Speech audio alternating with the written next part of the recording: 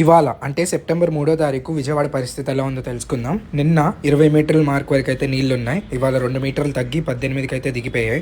మీరు ఆ బిల్డింగ్స్ కున్న వాటర్ మార్క్ చూస్తే తెలిసింది ఏ లెవెల్ వరకు అయితే నిన్న వాటర్ వచ్చాయో. ఆ 3 బోట్స్ ఏవైతే ప్రకాశం బ్యారేజ్కి తగిలి ఉన్నాయో అవి ఇంకా తొలగించలేదు, టైం పట్టిద్దని అయితే చెప్తున్నారు. ఈ ఫ్లడ్ ప్రొటెక్షన్ వాల్ ఏదైతే ఉందో విజయవాడలో ఉన్న లక్షల ప్రజల్ని మరియు వాళ్ళ ఇళ్ళని మునిగిపోకుండా అయితే కాపాడింది. ప్లీజ్ నో కాంట్రవర్సీస్, ఎవరు చేసినా కానీ మంచి కోసం చేశారు. చాలా మంది విజయవాడ నుంచి వేరే ఊర్లకి బస్సెస్ ఇంకా ట్రైన్స్ ఉన్నాయని అడుగుతున్నారు. ఉన్నాయి, బట్ ఫ్రీక్వెంట్గా లేవు. సో మీకు అత్యవసరం అయితే తప్ప ట్రావెల్ చేయకండి. ఈ వీడియోని మీ ఫ్రెండ్స్ ఇంకా ఫ్యామిలీ మెంబర్స్కి షేర్ చేయండి, తప్పకుండా ఉపయోగపడిద్దని అయితే కోరుకుంటున్నా. అండ్ ఆల్సో లైవ్ అప్డేట్స్ కోసం మన పేజ్ని అయితే ఫాలో చేసుకొని ఉంచండి. విజయవాడలో చాలా ప్రాంతాలు ఇంకా నీట మునిగా ఉన్నాయి. చాలా మంది ఆహారం కోసం, నీరు కోసం చాలా ఇబ్బంది పడుతున్నారు. గవర్నమెంట్ మరియు నాన్ ప్రాఫిట్ ఆర్గనైజేషన్స్ అన్ని చేయగలిగినంత సహాయం అయితే చేస్తున్నాయని కోరుకుంటున్నాం.